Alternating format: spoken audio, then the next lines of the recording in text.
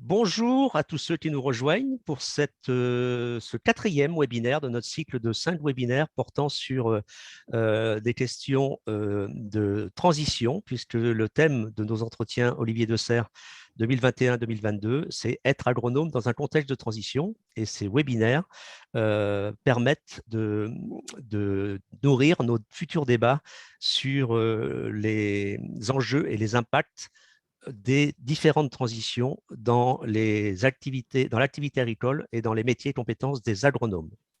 Et donc aujourd'hui, nous allons parler de transition énergétique en agriculture et les conséquences pour les agronomes. Et j'ai le plaisir d'accueillir Petros Sadjampiros, qui est enseignant-chercheur à l'Université de Paris. Et il est dans un laboratoire qui étudie les énergies de demain. Et lui, il est plus spécialiste des questions d'énergie liées à l'agriculture. Et Jérôme Mousset, qui est agronome au départ, mais qui est depuis longtemps à l'ADEME et qui aujourd'hui est directeur chargé de la bioéconomie, donc un terrain de jeu très large pour lui à l'ADEME. Et il va donc jouer le rôle de discutant pour ce webinaire. Avant de laisser la parole à Petros, je vous rappelle que vous avez toujours deux possibilités d'interagir avec nous. Le premier bouton que vous pouvez utiliser, c'est le bouton discussion, dans lequel moi je vous mettrai des informations, mais vous pouvez vous aussi nous mettre des informations ou éventuellement me faire part de vos soucis techniques si vous en avez, ce qui est très rare. Et l'autre bouton que l'on vous conseille vivement d'utiliser, c'est le bouton Q&R pour questions et réponses. Et ce bouton vous permet de poser toutes vos questions et éviter de les poser dans le fil de discussion, puisque après, je suis obligé de vous demander de les faire basculer dans le questions-réponses, tout simplement pour éviter que je les oublie pendant le temps de questions-réponses qui aura lieu dans la deuxième demi-heure de ce webinaire. Voilà, pour être dans les délais comme à l'habitude, je vais laisser la parole à Petros pour nous parler plus globalement de la transition énergétique et les conséquences pour l'agriculture et l'agronomie. Petros, tu as la parole. Merci beaucoup, Philippe. Bonjour à tous. Donc, je suis heureux d'être parmi vous. Et donc, je passe directement au contenu. Alors, donc, l'énergie est partout dans notre société et organisation sociale. Et elle se présente sous deux formes, donc, enfin, sur plusieurs formes, mais on peut le regrouper en deux. Donc, d'une part, il y a l'énergie comestible, donc qu'on exprime sous forme dans l'unité des calories, c'est ce qu'on voit inscrit dans les emballages alimentaires. Donc, ces calories-là sont là pour nourrir des animaux et des humains. Et là, c'est une vraie énergie renouvelable parce que c'est une transformation directe de l'énergie solaire qui nécessite évidemment de mobiliser un grand nombre de ressources territoriales, dont des terres, nutriments, eau, un bon climat, biodiversité fonctionnelle, etc. Et aussi de l'énergie, c'est-à-dire que pour produire de l'énergie alimentaire, il faut dépenser de l'énergie, et justement ça sera au centre de mon exposé. Et puis, la deuxième grosse catégorie concerne des énergies qui ne sont pas comestibles par les humains, c'est-à-dire que quand on dit qu'on consomme beaucoup d'énergie de nos jours et que la transition énergétique a du mal à se faire parce que il y a plusieurs difficultés, mais en plus, il y a des grosses quantités d'énergie pour lesquelles il faut trouver des substituts par rapport aux sources actuelles. Donc là, ce n'est pas nous qui consommons, ce n'est pas les humains, personne ne mange de l'électricité ou du pétrole, mais ce sont des machines. Donc on est entouré d'un grand parc de machines. Et donc là, l'énergie, c'est mesure en unités énergétiques qui concernent donc le joule fossile, l'électricité, le thermique, la chaleur, etc.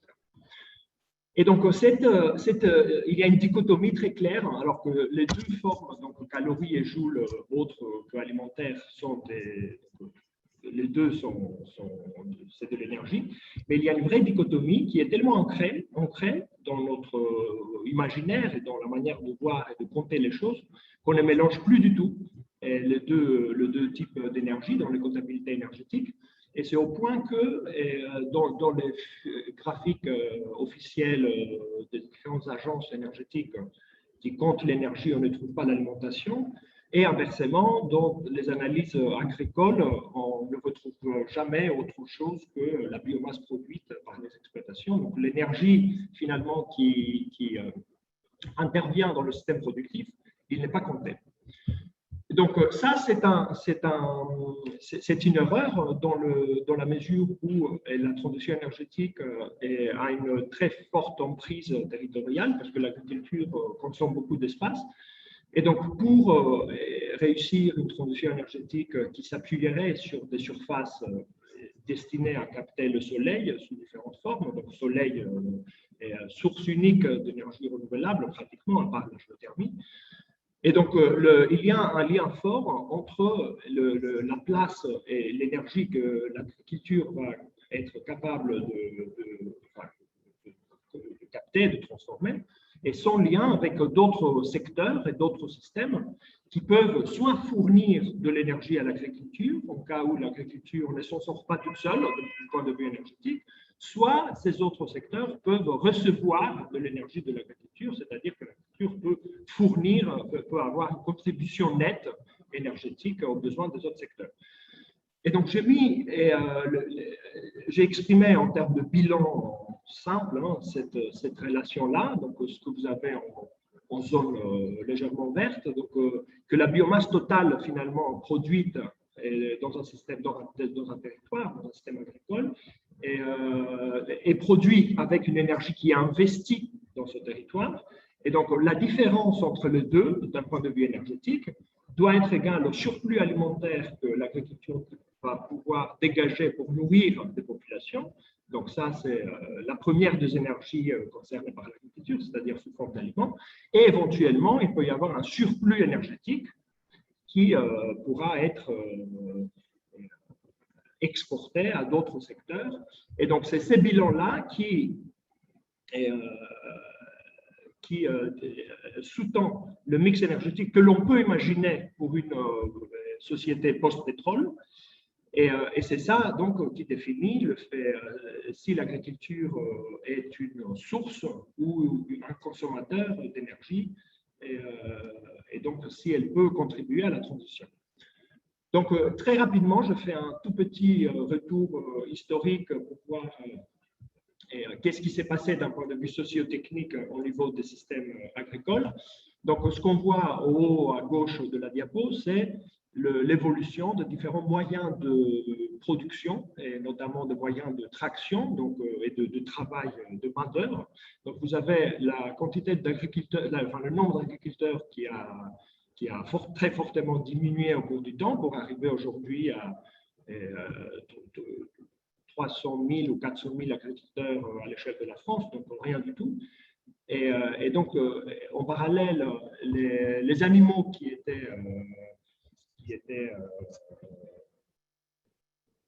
associés à ces agriculteurs pour fournir le travail nécessaire au sol ont aussi été réduits parce que tout ça, agriculteurs et animaux, ont été remplacés par des machines. Et donc, en bas de diapo, on voit cette transition exprimée en puissance installée, c'est-à-dire que je prends une puissance pour un agriculteur qui correspond à une centaine de watts, hein, c'est la puissance de fonctionnement du métabolisme humain. Je prends aussi une puissance pour les animaux de travail et une puissance pour les différentes machines, tracteurs, moissonneuses, batteuses utilisées dans l'agriculture, et je fais la somme et je l'exprime par hectare. Et on voit cette courbe sigmoïdale qui montre que la puissance installée au niveau des exploitations, au niveau des terres agricoles, des hectares agricoles, a été multipliée d'un facteur plus que 10. Et donc, en fait, cette transition a permis de structurer le mode de vie dans nos sociétés actuelles, c'est-à-dire qu'une très grande majorité des gens n'ont pas besoin de produire leur propre alimentation parce qu'ils peuvent consommer un surplus alimentaire qui est dégagé par un petit nombre d'agriculteurs qui travaillent la main dans la main avec un grand nombre de machines, d'une part, et d'autre part, de réduire le nombre de réduire le temps de travail et donc de permettre un agrandissement et de la taille moyenne des exploitations. Donc, la majorité des exploitations avant la mécanisation de l'agriculture était de l'ordre de 5 ou 10 hectares. Et aujourd'hui, nous nous retrouvons avec une majorité d'exploitations de l'ordre de 50 ou 100 hectares. Donc, une représentation simplifiée du métabolisme énergétique de l'agriculture, je la propose ici. Donc, ça correspond à un système pré-industriel, on va dire. Donc, l'agriculture reçoit le soleil. Elle consiste finalement à transformer ce soleil. Nous sommes des fermiers solaires. Donc, on plante de la végétation comestible pour pouvoir capter ça et se l'approprier. Et donc, en l'absence des moyens de production autres que la main-d'œuvre agricole et les animaux de travail, le système n'a pas le choix, doit être autosuffisant en énergie, c'est-à-dire que de tout ce qui est produit comme quantité, comme calories, une partie doit être mise de côté pour assurer le besoin de fonctionnement du système. C'est ce que j'appelle énergie investie de le système. Et donc, cette énergie investie est en compétition avec le surplus calorique que l'agriculture va pouvoir dégager et nourrir de populations non agricoles. Et dans ces systèmes, dans les systèmes pré-industriels, il n'y a pas non plus la possibilité de faire appel à des engrais de synthèse par exemple. Donc, les nutriments se font rares. Et donc, à l'époque pré-industrielle, il y avait des boucles de retour des nutriments des villes vers les systèmes productifs. Donc, c'est ce que je vous montre par la flèche retour des nutriments dans l'agriculture. Et donc, il y avait un rebouclage à la fois énergétique et matériel, sous forme de nutriments, entre le système qui produit et le système qui consomme, à savoir la ville. Donc, le surplus est toujours production moins énergie investie. Et du moment où l'énergie investie provient du système lui-même est prélevé sur la production, ce formalisme-là est évité. Avec l'industrialisation, donc avec le passage, le remplacement progressif de la main-d'œuvre humaine et animale par des machines, et cette énergie investie, cette autoconsommation énergétique du système disparaît petit à petit et donne place à une énergie investie qui provient de sources externes. Et donc, donc notamment des fossiles. On est dans une situation où l'agriculture consomme à 90% de l'énergie fossile. Et cette consommation, elle est souvent distinguée entre direct et indirect, c'est-à-dire la part directe, c'est ce qui se passe à l'intérieur du périmètre physique de l'exploitation. Concrètement, c'est le combustible, par exemple, qu'un agriculteur doit acheter pour ses machines. Et il y a aussi une consommation indirecte qui correspond à l'énergie grise et incorporée, d'une certaine manière, dans les produits que consomme l'agriculteur. Et donc, ces produits peuvent être des pesticides, des engrais et d'autres types de matières, etc. Et donc, dans cette configuration-là, le surplus est toujours produit. La différence entre la production et l'énergie investie, sauf que l'énergie investie est proche de zéro. Donc, le surplus est pratiquement égal à la production elle-même, et la partie du bilan énergétique qui correspond à l'énergie investie externe ne se voit nulle part. Et donc, l'information, et donc ça contribue à la dichotomie que j'évoquais au tout début, à savoir que plus personne, presque, ne fait le bilan complet énergétique d'un système agricole entre ce qui est produit, les calories produites, et l'énergie investie de manière indirecte et directe dans les exploitations. Donc, nous avons fait un travail avec mon collègue Souil Archaoui, qui était en thèse à l'époque et chargé de recherche à l'INRA depuis un an. Et, donc, cette figure est extraite de sa thèse, d'une publication basée sur la thèse, peu importe. Et donc, cette figure montre la transition dans le surplus agricole, et sur une période de 130 ans en France. Et donc, cette période de 130 ans inclut parfaitement, comprend parfaitement les transitions socio-techniques qui ont eu lieu. Et donc, ce qu'on voit, c'est que la zone verte du graphique, donc en dessous de l'axe des abscisses, correspond à l'énergie autoconsommée, donc l'énergie investie par prélèvement sur la production agricole. Et donc cet investissement tend à disparaître dès les années 1970. Et la partie bleue du graphique, donc au-dessus des axes des abscisses, correspond au surplus agricole. Et donc, évidemment, énergie investie plus les surplus, c'est égal à la production totale, à la production que j'appelle nette ici. Et donc, on voit qu'en se passant de l'impératif de mettre de côté une partie de la production pour assurer ses propres besoins, l'agriculture parvient à dégager un surplus de plus en plus important. Et donc, ces surplus, il devient quoi? Il est partagé entre le besoin national, donc le besoin du pays, donc de la France en l'occurrence, qui sont indiqués par la ligne rouge et qui parcourt la période, et qui monte un peu parce que nous sommes plus nombreux. Voilà. Et donc, ce qui reste après cette consommation interne fait l'objet des exportations à l'échelle internationale et donc contribue et a contribué donc, à partir des années 50 à la mondialisation agroalimentaire à l'échelle vraiment mondiale. Et donc, elle crée aussi une sorte de solidarité internationale qui consiste justement à pouvoir nourrir des pays qui ne pourraient pas être autosuffisants d'un point de vue alimentaire parce que soit ils manquent de ressources, soit ils n'ont pas le moyen pour avoir des bonnes productivités des cultures. Et donc, cette solidarité est extrêmement centrale dans le temps actuel. Alors, si on essaye de reconstruire un bilan cohérent énergétique du système et donc exprimer l'énergie investie de sources externes en équivalent biomasse, de manière à pouvoir le comparer au surplus agricole que l'on voit au niveau de l'agriculture, on se rend compte en fait que cette énergie investie est égale aujourd'hui au surplus. Et en fait, pas seulement aujourd'hui, dès les années 60-70. C'est-à-dire qu'on investit autant d'énergie exprimée en équivalent biomasse que l'on dégage de surplus sous forme de calories. Donc finalement, sans que ça se voie, parce que d'un côté on consomme du fossile, d'autre côté on produit des calories, mais en construisant ce bilan complet et cohérent, on se rend compte que l'agriculture n'a aucun surplus énergétique. Et donc, c'est un système qui tourne en rond du point de vue énergétique.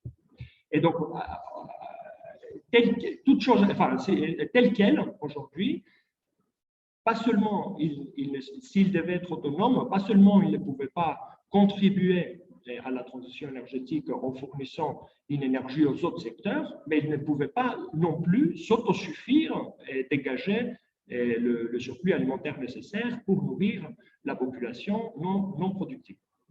Et donc, il y a plein de variables économiques qui interviennent dans ces bilans. Donc, une variable centrale, c'est l'élevage. Une autre variable centrale, c'est l'efficacité avec laquelle sont utilisés les intrants, notamment l'azote, le phosphore, donc tous les engrais qui permettent la production, et ce que deviennent les résidus agricoles, donc la biomasse résiduelle sous forme de résidus de culture ou d'excrétion animale.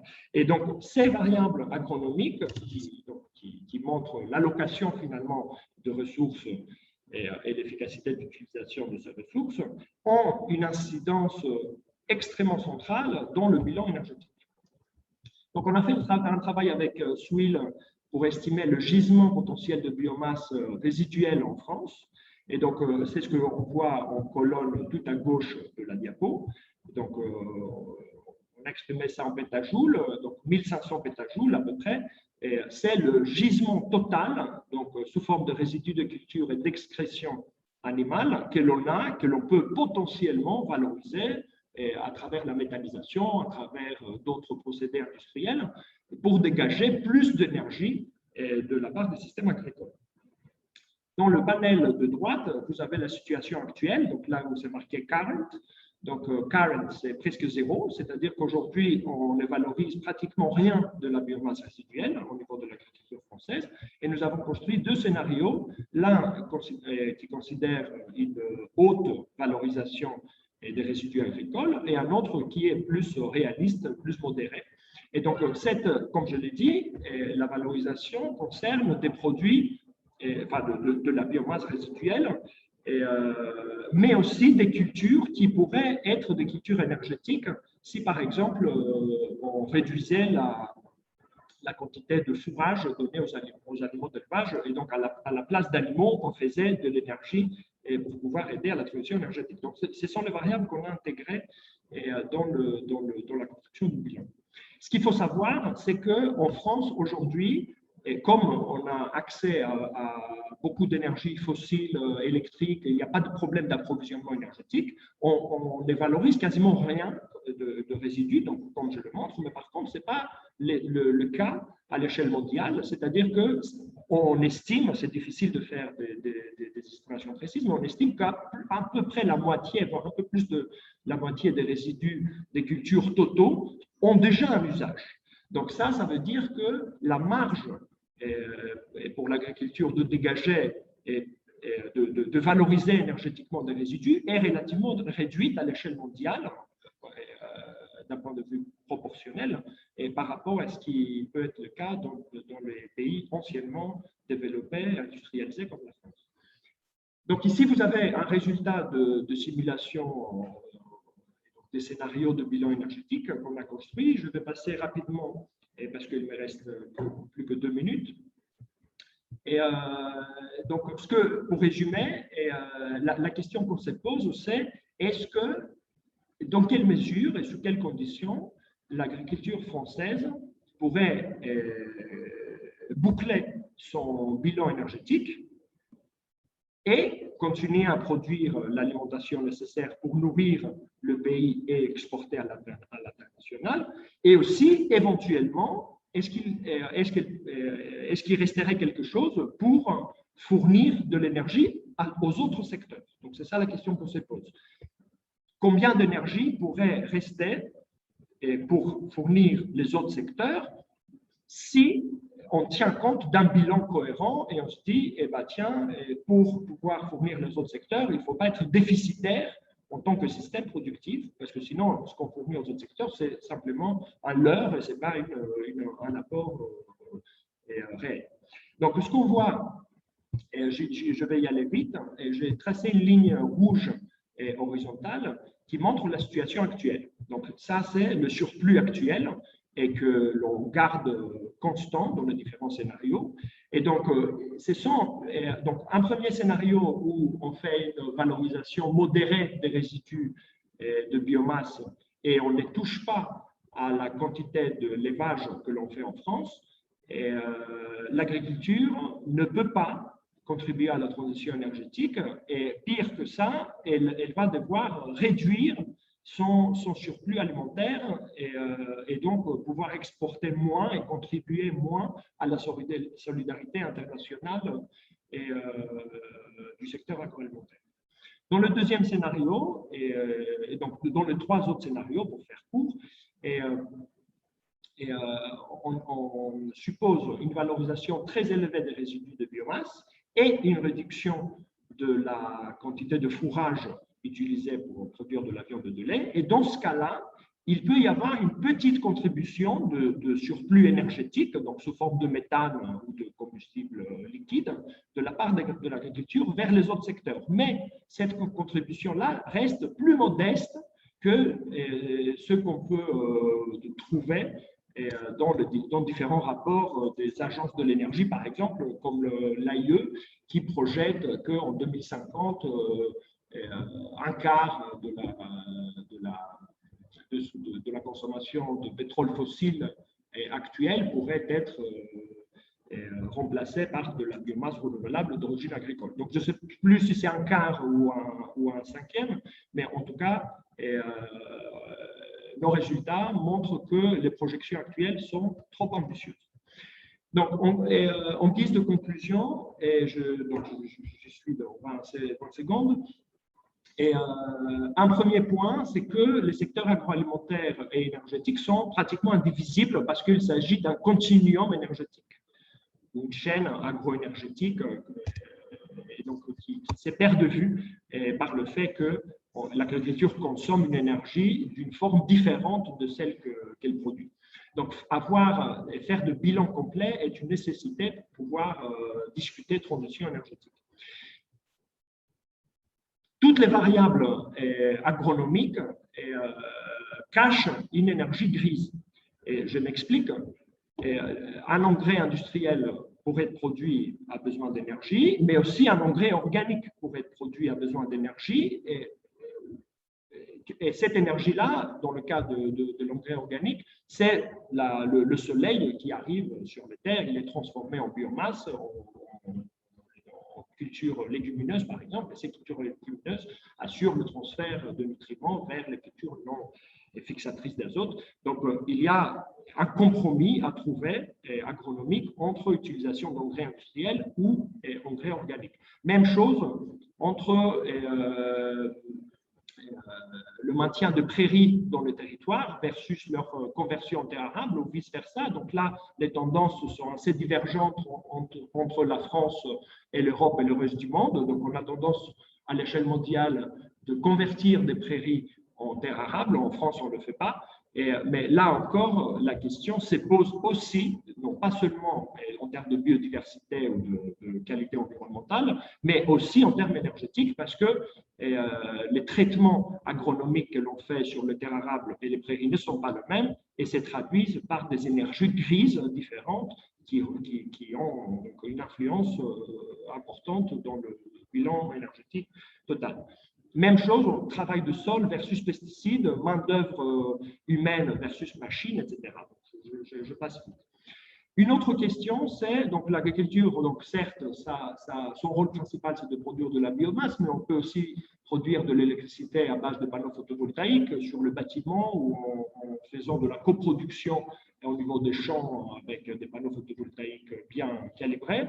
Et par contre, et donc ça pourrait être aussi une contribution énergétique de l'agriculture, mais en revanche, ce qu'on va manquer dans le cadre de la transition énergétique, c'est moins l'électricité que des énergies de stock, donc des énergies de type combustible que l'on peut mobiliser lorsqu'on veut, au moment voulu. Un panneau photovoltaïque vous produit au moment où il y a du soleil et pas la nuit, par exemple, alors qu'un combustible liquide, on peut le mobiliser au moment voulu et donc accomplir un besoin de manière pilotable. Et dernière chose, pour terminer rapidement, c'est qu'il y a des synergies entre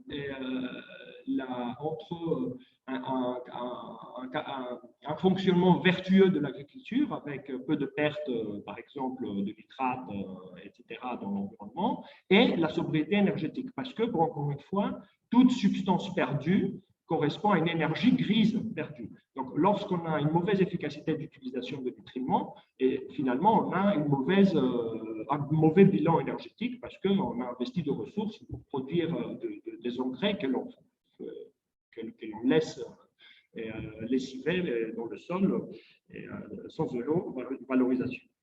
Et toute dernière chose, il y a un dilemme fort entre diet, donc régime alimentaire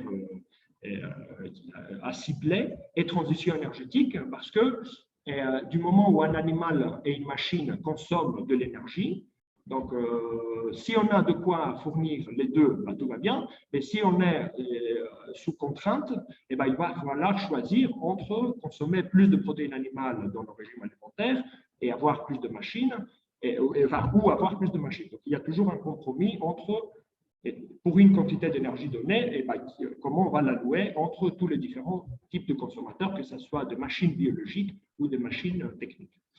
Je m'arrête là, je vous remercie et je serai heureux de participer au débat.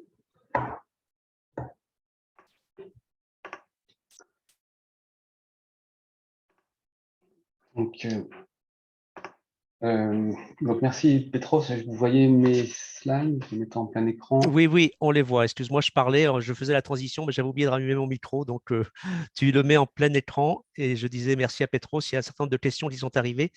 Tu peux le mettre en plein écran, Jérôme? Ça y est, là, Oui, et tu fais paramètres d'affichage pour mettre en mode présentation attends, mince, dans paramètres d'affichage.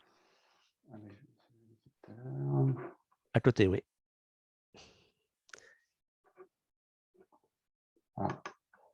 Ah, ça marchait tout à l'heure au test. Bah oui, ça marchait. Désolé. Bon, comment ça se fait ça? Tu as deux écrans, Et c'est pour là, ça. vous ne voyez pas? Non, enfin, on voit les deux. Si, on voit, mais les deux écrans. La diapo suivante, on voit la diapo suivante en fait. Bon, mais c'est pas grave, tu peux laisser comme ça. Attends, excusez-moi, ce temps perdu. Je ne retrouve plus la fonction que j'avais tout à l'heure, paramètres d'affichage. Normalement, c'est en haut de ton écran. Oui, mais il a disparu. Bon, on va faire comme ça si vous Oui, dérange pas. vas-y. Ce qui compte, Donc, c'est ce que tu nous dis. voilà. Donc, effectivement, il n'y a pas de graphique, c'est juste quelques messages clés. Donc, dans la continuation de l'intervention de Petros, moi, voilà, je pense qu'un des éléments importants qu'on a entendu, qui a été bien illustré, c'est quand on parle d'énergie et d'agriculture, c'est l'approche systémique qui est vraiment nécessaire, mais généralement pour toutes les questions agricoles. Et quand on va regarder la place, l'impact de la transition énergétique dans le monde agricole, on va se poser la question, bien sûr, de l'évolution des systèmes de production, mais on va jusqu'à aussi des questions d'ordre alimentaire, parce que le surplus, ou le potentiel de développement d'énergie dans le monde agricole, pour la transition énergétique de la société, pose aussi les questions de l'évolution des besoins alimentaires qui vont libérer plus ou moins d'espace pour ces questions-là. Donc, c'est vraiment une approche globale et systémique qu'on doit avoir. Pour essayer d'identifier quelques questions autour de l'agronomie, c'est-à-dire des questions qu'on aura tous à traiter dans les prochaines années autour de cette transition énergétique. J'ai en même temps élargi un peu la réflexion en mettant en regard sur les politiques, les politiques de la transition énergétique. Vous savez qu'il y a un développement attendu des énergies renouvelables en France qui est très fort. Aujourd'hui, on est autour de 16%. Il y a un doublement des énergies renouvelables qui est attendu pour en gros les 10 prochaines années, avec une place, c'est la dernière ligne, une place vraiment importante pour l'agriculture et la forêt. Voilà, toutes les études montrent que ce secteur-là a un rôle stratégique pour cette transition énergétique, mais avec toutes les questions qu'a posées en avant Petros. Stratégique, et ça pour toute forme d'énergie, que ce soit la production, enfin la biomasse et aussi les autres formes d'énergie, photovoltaïque, biogaz, etc. Alors, moi, j'ai identifié quelques questions. Enfin, c'est plus que des questions, c'est des sujets à mon avis, qu'on aura tous à traiter de manière importante avec un regard d'agronome. Il y a, je pense, une première série de problématiques qui est autour des bilans environnementaux, de ces filières-là. Parce qu'il faut toujours bien avoir à l'esprit que les filières bioénergie, quelles qu'elles soient, elles se justifient par le service rendu, par la plus-value environnementale qu'elles vont apporter par rapport à l'énergie concurrente, classique, fossile ou autre. Et donc, l'existence de ces filières-là, souvent, se justifie par des bilans. Et ce sont, vous le savez tous, dans le monde du vivant, des bilans qui ne sont pas toujours faciles à réaliser parce qu'il y a beaucoup d'interactions. Voilà, donc il y a un premier enseignement, je pense que on aura autour des métiers de l'agronomie vraiment un investissement fort à faire dans les prochaines années pour mieux objectiver du coup les bilans environnementaux de ces filières-là. On parle bien sûr d'analyse de cycle de vie parce que c'est souvent la méthode utilisée pour faire de la comparaison avec les énergies, on va dire, concurrentes classiques, mais ce n'est pas suffisant parce que vous savez bien que ces méthodes-là n'englobent pas tous les enjeux environnementaux. Et du coup, il faut compléter ça avec des méthodes qui vont permettre d'aborder la biodiversité, les sols, etc. Toujours autour des bilans environnementaux, je pense qu'il y a une deuxième grande question qui se pose pour nous, les agronomes en général, c'est l'impact des prélèvements de biomasse. C'est-à-dire que si on est dans des logiques d'augmentation de prélèvement des biomasses, que ce soit dans les systèmes agricoles et même forestiers, il y a des effets et du coup qu'il faut essayer d'évaluer, prendre en compte le mieux possible. Alors, j'en ai cité quelques-uns, mais il y en a plusieurs, hein. Il y a d'abord beaucoup de débats autour de l'impact sur le puits de carbone, hein. Quand on ressort du carbone des systèmes de production pour faire de l'énergie, eh ben, c'est potentiellement des impacts sur les puits forestiers ou les puits agricoles qu'il faut essayer de mieux évaluer, de mieux quantifier pour faire toujours un bilan global. On peut aussi avoir des impacts sur les milieux à prendre en compte, sur les écosystèmes, voilà, pour s'assurer que l'augmentation des prélèvements de biomasse dans les écosystèmes comment dire, permettent de maintenir les équilibres et la durabilité du coup des systèmes de production, qui est quand même la base d'une énergie renouvelable. Et puis, on a des effets aussi d'augmentation des prélèvements à prendre en compte sur les changements d'affectation des sols, directs ou indirects, sur les assolements et potentiellement sur des concurrences avec d'autres usages comme l'alimentation. Donc, il y a vraiment des questions autour de l'impact, on va dire, de l'augmentation des prélèvements de biomasse attendus. Et puis aussi, j'ai identifié dans les bilans environnementaux, ce qu'on voit aussi souvent revenir, c'est la question des sols, qui est quand même une question centrale, notamment pour les agronomes, parce que tout part de là. Et bien souvent, dans toutes les filières, on a des cycles avec des retours au sol. En ce moment, il y a des questions sur le retour des cendres, hein. Vous savez qu'on a de plus en plus de cendres qui reviennent au sol, ou même des digestats. Et donc, du coup, se pose aussi la question de la qualité des produits qui reviennent au sol et la préservation, du coup, de la qualité des sols. Deuxième grande série de questions, il me semble qu'il y a pas mal d'enjeux aussi pour l'agronomie sur la biomasse, parce que vous savez qu'il y a des attentes autour de la biomasse dans les développements de ces différentes filières, quelles qu'elles soient. Et ce qu'on s'aperçoit, c'est qu'il y a des technologies hein, qui évoluent sur les productions d'énergie qui sont très multiples, avec des filières qui sont de plus en plus poreuses. C'est-à-dire une même biomasse peut être utilisée dans des technologies de plus en plus variées. Et donc, on va se poser la question de quel type de production on va pouvoir mettre en place demain pour répondre à ces besoins et quel mode de production mettre en œuvre pour intégrer les autres enjeux environnementaux comme les pesticides ou même des questions d'ordre économique. Voilà, je pense notamment voilà, aux cultures lignocellulosiques, mais il y en a plein d'autres, hein. Plus les filières de biomasse énergie vont être en développement, plus on aura à se poser la question du type de biomasse qu'on met disponible et des modes de production. Autour de la biomasse, il y a une deuxième aussi grande question qui revient très souvent, c'est qui repose aussi, là je pense aussi qui revient au métier des agronomes, hein, c'est la question de la connaissance de la ressource disponible, la gestion et la planification de cette ressource dans les territoires. C'est vraiment une question centrale parce que quand on fait des investissements dans les filières énergétiques, quelles qu'elles soient, ça se fait pour des temps longs. Et donc, c'est vraiment important de s'assurer qu'ils sont en cohérence avec les ressources disponibles, avec les écosystèmes, et pour rester dans des logiques d'équilibre. Donc, il y a des vrais enjeux pour mieux connaître ces ressources, quelles qu'elles soient, au niveau des territoires, hein. C'est vraiment à cet échelon-là que ça peut se faire. Pour mieux connaître aussi voilà, l'impact de l'évolution de cette ressource dans le temps, avec notamment le changement climatique, hein. Si on a des productions qui sont fragilisées dans les années à venir, ça peut remettre en question certaines filières bioénergétiques. Et puis aussi, ça pose la question du suivi dans le temps de l'évolution de ces usages de biomasse au niveau des territoires pour les gérer au mieux. Et puis, dernière type de questions que j'ai identifié, mais il y en aurait bien évidemment beaucoup d'autres hein, si on avait plus de temps. Mais il y a des questions autour de la transition énergétique à l'échelle même du système de production agricole. J'en ai identifié trois sous-questions. Il y a la question de l'intégration, comment intégrer ces énergies renouvelables dans les systèmes de production agricole. Quand on prend les différentes technologies ou énergies disponibles, on a souvent ces différentes modalités d'intégration des systèmes énergétiques dans l'exploitation agricole, qui peut être soit en synergie, soit en concurrence. Voilà. Si on prend l'exemple du photovoltaïque, on peut avoir des centrales au sol, du coup, là, qui vont se substituer à des productions alimentaires classiques, mais on peut avoir des systèmes qui sont émergents comme l'agrivoltaïsme, où là, au contraire, on va chercher la synergie et potentiellement un service rendu en mettant donc des panneaux photovoltaïques qui vont, en même temps que produire de l'électricité, générer de l'ombrage et une protection dans le cas de forte chaleur ou autre chose.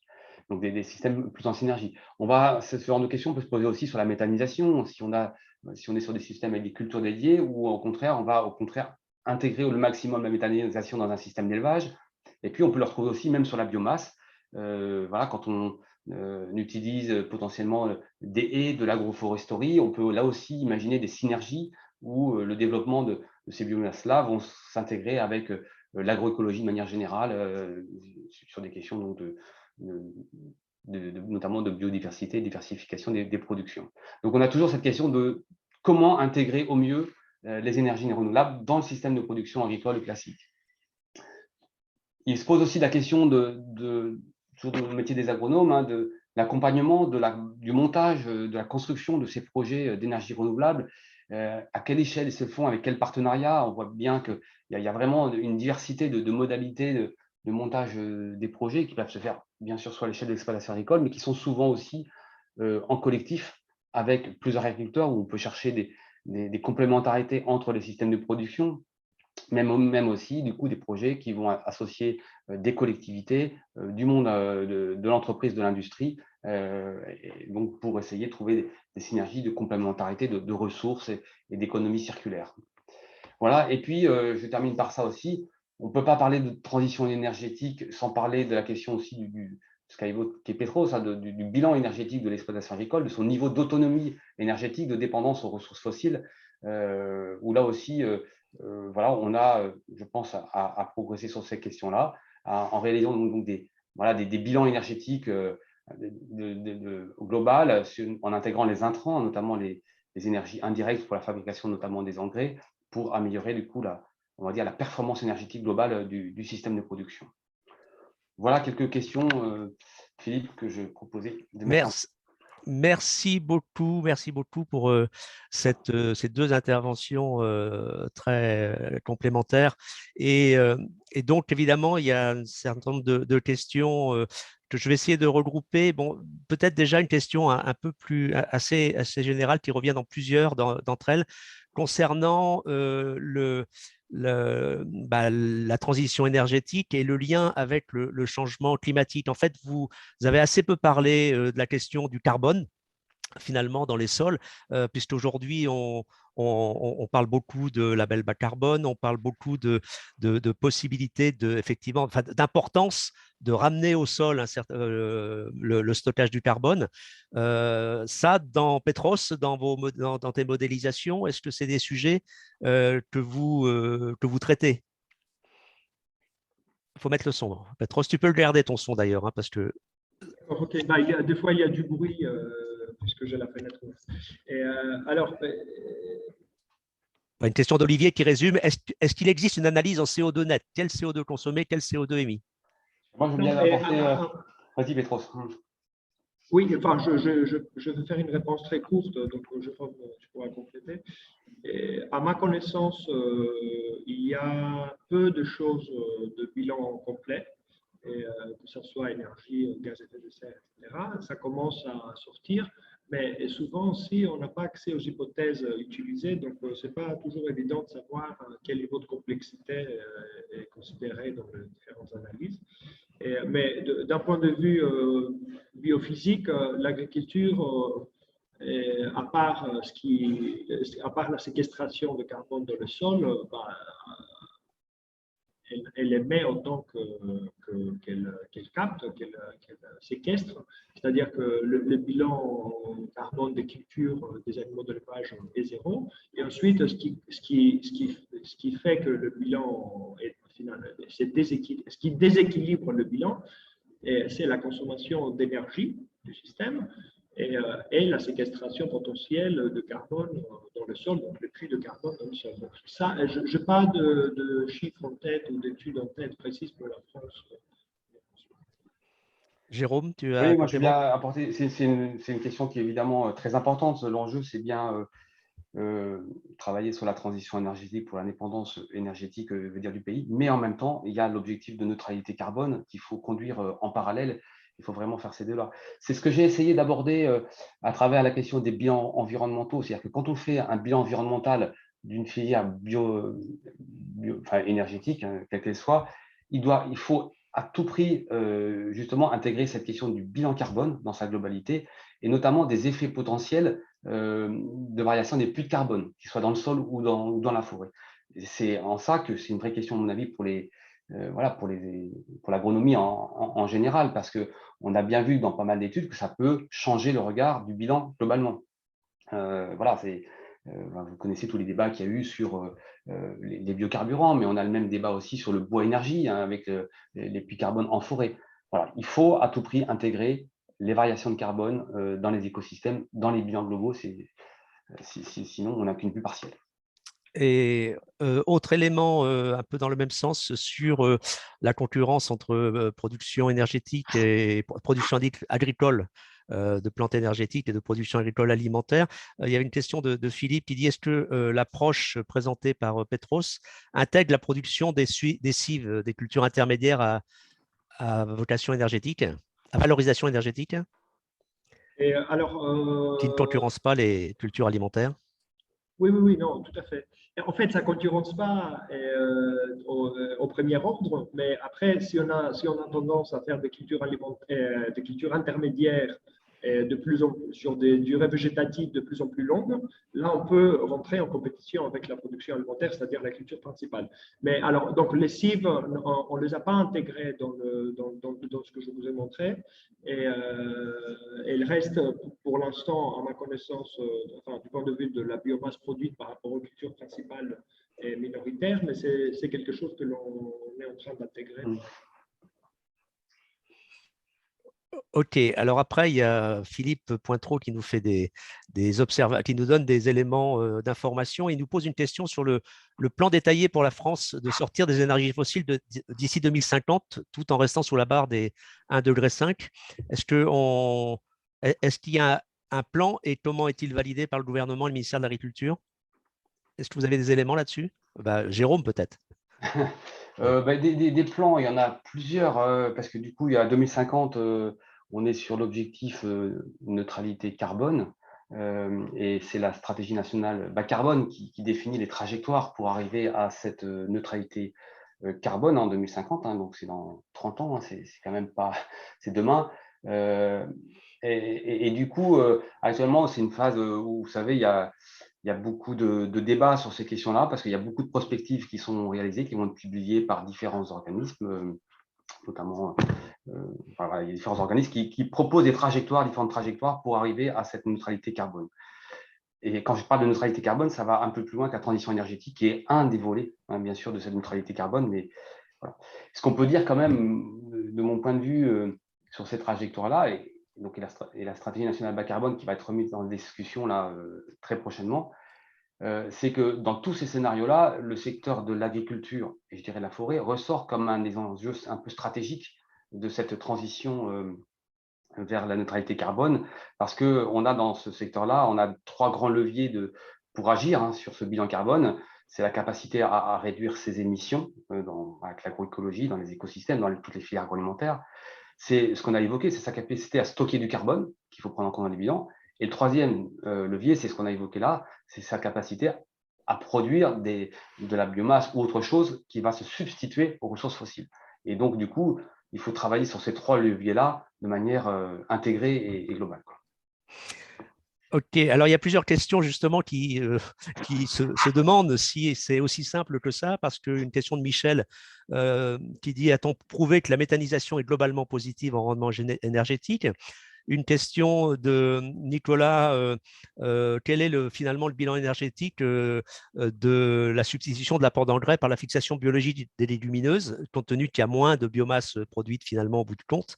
Et donc, en fait, plusieurs ont le sentiment que finalement, ce n'est pas si simple que ça d'aller vers une amélioration de la performance énergétique de l'agriculture. Oui, en tout cas, moi, je partage. Petros. Si je peux apporter, contribuer à ce débat qui est extrêmement intéressant, c'est que calculer il y a une question de périmètre d'étude, d'analyse qui est extrêmement important et qui est extrêmement difficile aussi à pour faire les bons choix, c'est très difficile. Et donc, pour savoir, par exemple, si un système de méthanisation a un bilan positif ou négatif énergétique, la première question qui s'est posée, sur quel périmètre on regarde.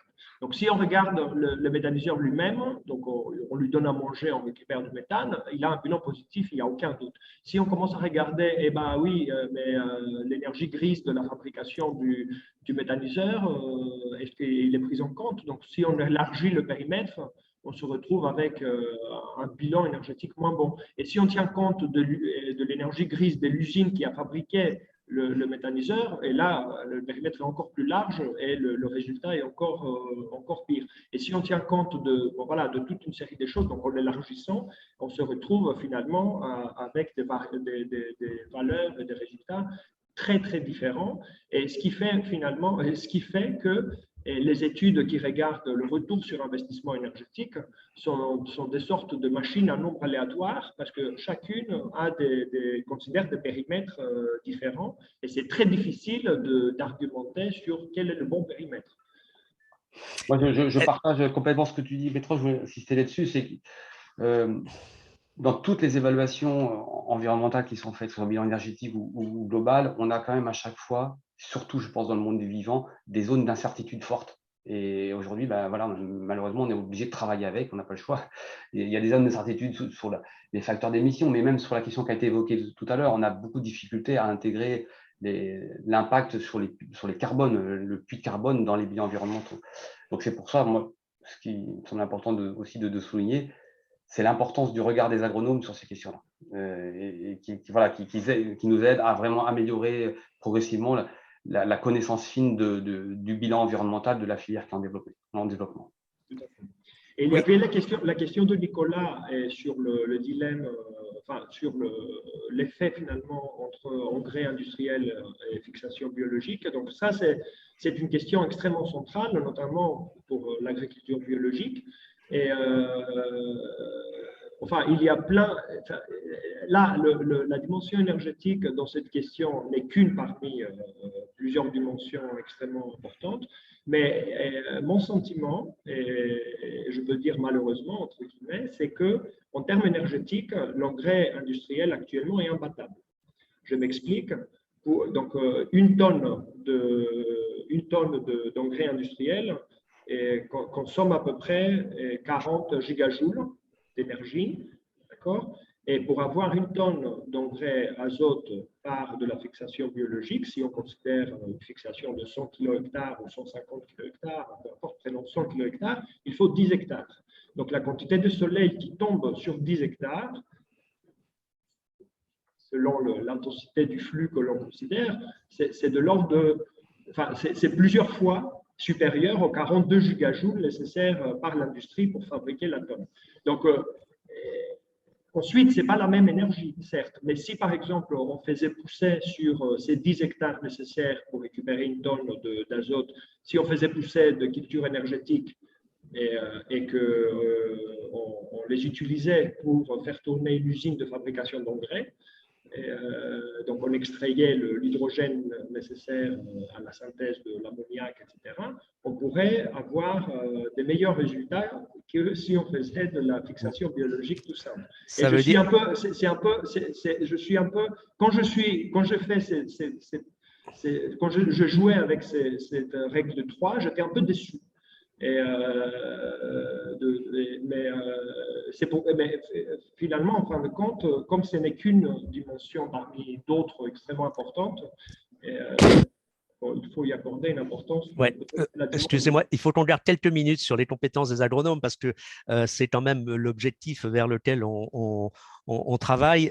Donc, les agronomes aiment les situations complexes, mais là, on voit bien que énergie versus alimentation, agroécologie versus agriculture industrielle, on voit que c'est compliqué. Hein. Il y a encore des questions autour de, finalement, si on fait des légumes et fruits sous serre, peut-être qu'on diminue le nombre d'hectares qui pourraient être utilisés pour la production d'énergie.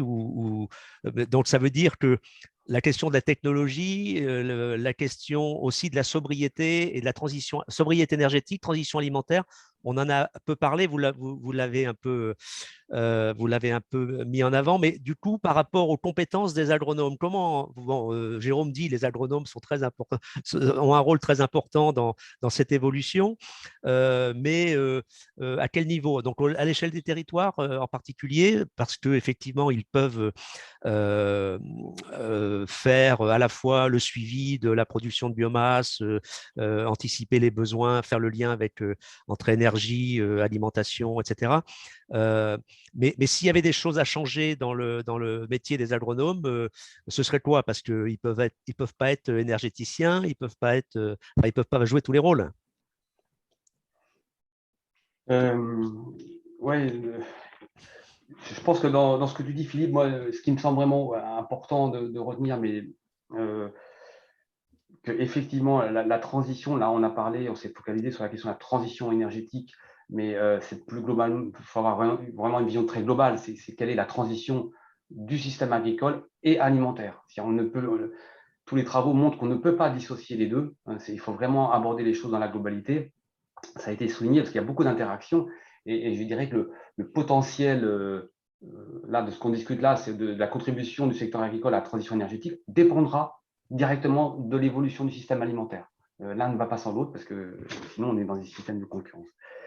Voilà. Après, sur le métier de l'agronome, enfin, c'est un peu ce que j'ai essayé de préciser dans ma présentation. On a vraiment, enfin, le rôle de l'agronome, c'est justement d'essayer d'objectiver, on va dire, pour moi la question centrale, c'est d'objectiver les bilans de ces filières bioénergie, quelle qu'elle soit, avec, en intégrant voilà, le regard du monde du vivant et notamment sur la question du cycle du carbone et du cycle de l'azote qui sont, à mon avis, essentiels dans les bilans environnementaux qu'on fait de toutes ces filières énergétiques. Voilà, le regard de l'agronome, il est aussi d'essayer, de mon avis, de se projeter parce qu'on voit bien que dans voilà, le monde, la société dans son ensemble est en train de changer et le monde agricole, agroalimentaire, voilà, est bien évidemment en train aussi de se bouleverser. On va avoir demain des nouvelles productions, on aura des nouveaux équilibres à trouver. Et je pense voilà, que le regard des agronomes nous est essentiel pour trouver les bons équilibres entre tous ces enjeux qui sont énergétiques, climatiques, biodiversité. Je ne sais pas comment mieux… Petros? Oui, je suis tout à fait d'accord. Et évidemment, les agronomes, il ne faut pas en faire des énergéticiens parce que les énergéticiens existent déjà et ne connaissent rien en agronomie. Mais je pense que le lien, c'est-à-dire d'avoir en tête des ordres de grandeur dans la formation et la manière de voir les choses de la part des agronomes, d'avoir en tête des ordres de grandeur énergétiques, s'intéresser au lien entre une variable agronomique et un bilan énergétique, je pense que ça peut être très utile pour faire le pont avec d'autres types de spécialités, d'autres corps de métier et pouvoir répondre de manière systémique à ces défis qui se posent. Et j'espère que le message principal en fait, de ce que je montrais, bien au-delà des chiffres, c'est que l'agriculture était un système énergétique jusqu'à la révolution industrielle et on a cessé de le considérer comme tel. Et avec la transition énergétique qui se profile, il faudra revenir à cette vision de choses. Et donc, tous les spécialistes de chaque secteur doivent avoir la possibilité de dialoguer avec les interlocuteurs d'en face. Donc, merci beaucoup. Du coup, pour conclure, peut-être j'ai des propositions de Christian, d'Antoine, de Grégory en disant peut-être effectivement que les agronomes, c'est rendre compte de la complexité, rendre compte effectivement de la complexité des transitions et les voir tous ensemble. On va le faire, hein. Là, on décortique, mais forcément, on ira vers cette approche intertransition puisque sur des territoires, tout est lié. Et Grégory qui insiste sur le rôle des conseillers agricoles qui effectivement sont pour l'instant souvent avec une approche un peu segmentée, conseil, ferti, phyto, agronomie, la partie énergie encore rarement abordée. Et donc, ce qui est important, c'est faire en sorte que l'agronome soit capable d'aider à trouver les compromis entre énergie, alimentation, vie du sol, etc. Je crois que c'est une bonne conclusion. Et il est 14 heures, nous sommes obligés d'arrêter. Merci beaucoup. Merci. On n'a pas pu répondre à toutes les questions, mais globalement, je pense qu'on a abordé les différents thèmes des questions. Et je vous donne rendez-vous pour notre dernier webinaire qui portera sur la transition écologique, que les agronomes connaissent peut-être le mieux parmi toutes les transitions qu'on a abordées, mais qui devrait décoiffer avec les interventions de nos deux intervenants la semaine prochaine. Merci Petros, merci Jérôme, bon week-end et à la semaine prochaine. Au revoir. Merci à vous tous. Au revoir.